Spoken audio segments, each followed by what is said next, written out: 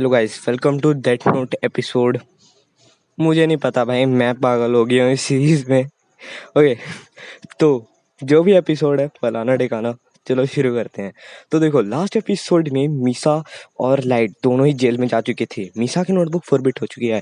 अब 13 डेज के बाद लाइट बोलता है एप्पल, और फिर र्यूक उसकी नोटबुक को खत्म कर देता है, मतलब गायब कर देता है कतई।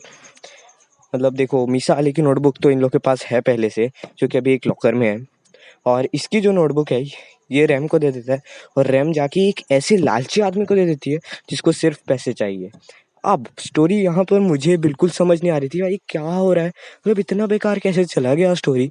बट तभी एक ट्विस्ट आता है कि लाइट को, अब एल लाइट को छोड़ देता है। उसको लगता है कि ये नहीं है, क्योंकि 13 डेज तक ये मरा ही नहीं। उसको तो अभी भी शक रहता है, बट उसको ये लगता है कि या तो ये जो रूल है ये गलत है, या तो ये जो रूल है सही है और लाइट क्रिमिनल नहीं है। अब ये सोच के वो सोचता है कि लाइट की मैं मदद तो ले ही सकता हूँ इस केस को सॉल्व करने के लिए, बिकॉज उनको लगता है कि अभी भी लोग मर रहे हैं। अब ऐसा क्यों है, क्योंकि उसने तो नोटबुक दूसरे को देने को बोला है, लालची को। तो अभी भी लोग मर रहे हैं, उसको लगता है कि अब लाइट नहीं है ये। तो वो लाइट को छोड़ता है और लाइट को बोलता है कि उसकी मदद करे। अब लाइट तो सब कुछ भूल गया है, तो लाइट सोचता है कि चलो इसकी मदद करें। यस, तो वो उसकी मदद करना शुरू करता है। अब उनको लगता है कि ये जितने लोग भी मर रहे हैं ये लोग सब बिजनेसमैन हैं और इन्होंने क्रिमिनल्स नहीं है। तो उन्हें लगता है कि ये कोई है, हो क्या रहा है। तभी उनको ये लगता है कि ये कोई और की रहा है। तब वो ये देखते हैं कि ये जितने भी लोग मर रहे हैं वो सब एक ही कंपनी के दुश्मन थे, और उसका नाम है मात्सुबा कंपनी। अब मात्सुबा कंपनी को लाइक उनका शक चला जाता है मात्सुबा कंपनीज में। अब मात्सुबा कंपनी, एक दिन मात्सुबा कंपनी के बगल में ही एक दिन वो हो रहा था, क्या बोलते हैं उसको, शूटिंग मिसा का। तो अब जो मात्सुबा मात्सुबा अपना एक कैरेक्टर है जिसके बारे में मैंने तुम्हें पहले नहीं बताया, बट वो मिसा मिसा का क्या बोलते हैं, असिस्टेंट मैनेजर जो बोल लो, वो बन के काम करता था उसकी सेफ्टी के लिए, ताकि वो कहीं भाग ना जाए या तो कोई इसको किडनैप ना कर ले, इसलिए बिकॉज वो किरा किरा केस में थी इसलिए। तो मात्सुबा देखता है कि ये तो वही कंपनी है मेरे नाम वाली, जो कि इतनी बदमाश है जिसके। तो मात्सुबा कंपनी में वो घुस जाता है और वहाँ देखता है कि वो सब लोग डेथ नोट में नेम्स लिख रहे थे। सॉरी, आई मीन मतलब वो लोग सोच रहे थे कि किसका किसका नेम सोचना है। तभी वो लोग देख लेते हैं कि कोई उनका बात को सुन रहा है। तो वो निकल के बोलता है कि सॉरी, मैं मात्सुबा हूँ और मैं आपके यहाँ कंपनी में आया हूँ। मैं चाहता हूँ कि आप मिसा मिसा के साथ एक ऐड शूट करवा दें अपने उसका। वो लोग बोलते हैं तुम सच, तुम कौन हो। वो बताता है कि मैं मिसा मिसा का मैनेजर हूँ। तो वो बोलता है ठीक है, तुम मिसा मिसा को लाओ। तो वो लोग बोलते हैं, तो फिर वो फ़ोन करता है। वो फ़ोन करता है मिसा मिसा को, और वो सबसे पहले तो एल को फ़ोन करता है। एल को ये सब केस सुनाता है, और एल उसको बहुत चिल्लाता है कि बेवकूफ़, तुमने ये किया क्यों, तुमने फंसा दिया अब हमें। तो अब एल एक प्लान बना लेता है। लाइट भी उसकी मदद करता है उस प्लान को बनाने में। लाइट बोलता है कि तुम सब पहले मिसा मिसा को फ़ोन करो और यहाँ अपने पास बुलाओ।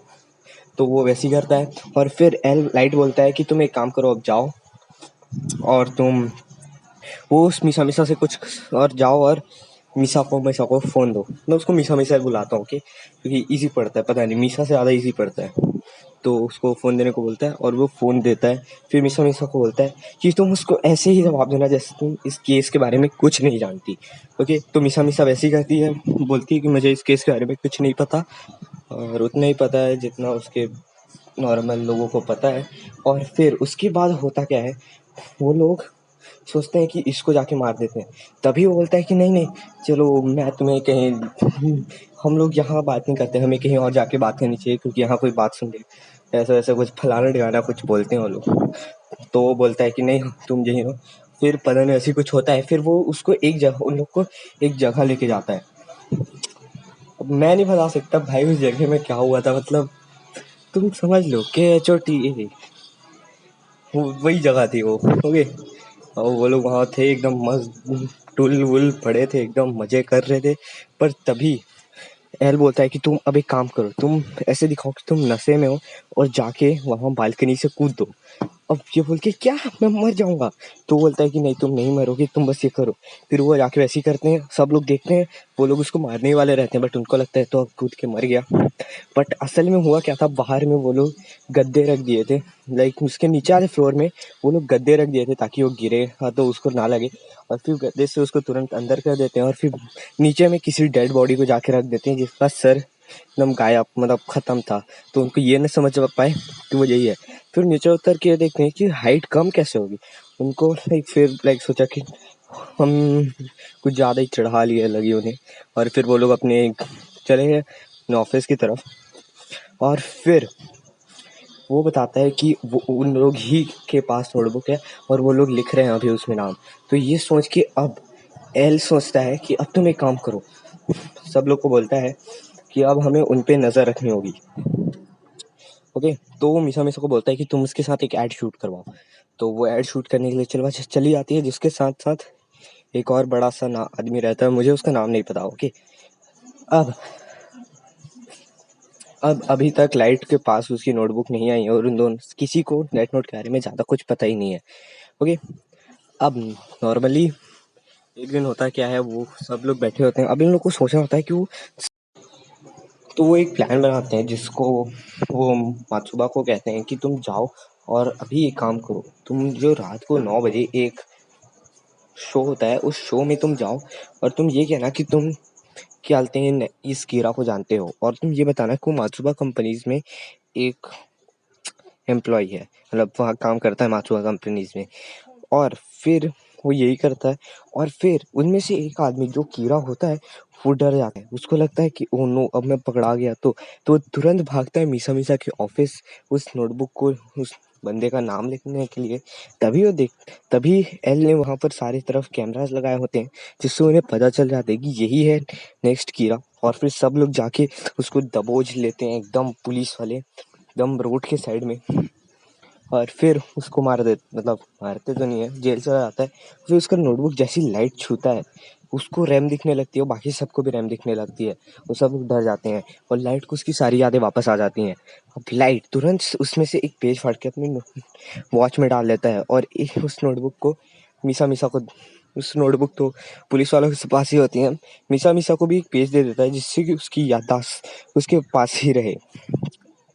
और अब वो ये करता है कि मीसा मीसा को बोलता है कि जब तक मैं नहीं आ जाता तुम किसी को भी मत बताना कीड़ा वगैरह के बारे में। और फिर वो शिनिगामी आई से फिर से सौदा कर देती है। अब ऐसा क्यों करती है, क्योंकि मुझे नहीं पता, उसको अपनी लाइफ देने की ज़्यादा ही पड़ी है, तो वो अपनी फिर से सौदा कर लेती है अपनी लाइफ की।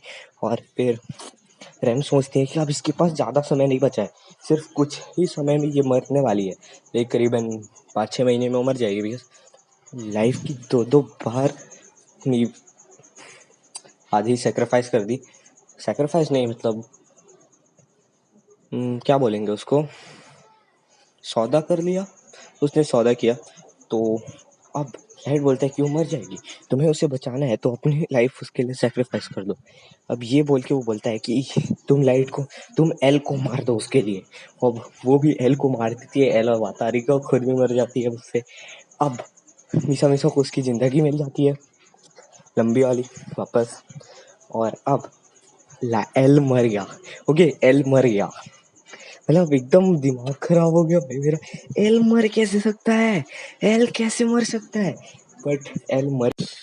तो एल के मरने के बाद अब 5 साल बीत जाते हैं, और जो अपना लाइट है वो अब एक पुलिस ऑफिसर बन चुका है, और वही अभी एल लाइट वाली मतलब कीरा वाली केस को इन्वेस्टिगेट कर रहा है। अब खुद ही का थोड़ी ना पकड़े भाई वो, तो मतलब वो केस को हर बार कुछ ना कुछ करके घुमा देता है। और जो पहले उसके साथ काम कर रहे थे वो लोग भी अभी काम कर रहे हैं। अब इसके बाद शुरू होती है एन और मेलो की स्टोरी, वो मैं तुम्हें नेक्स्ट एपिसोड में बताऊंगा।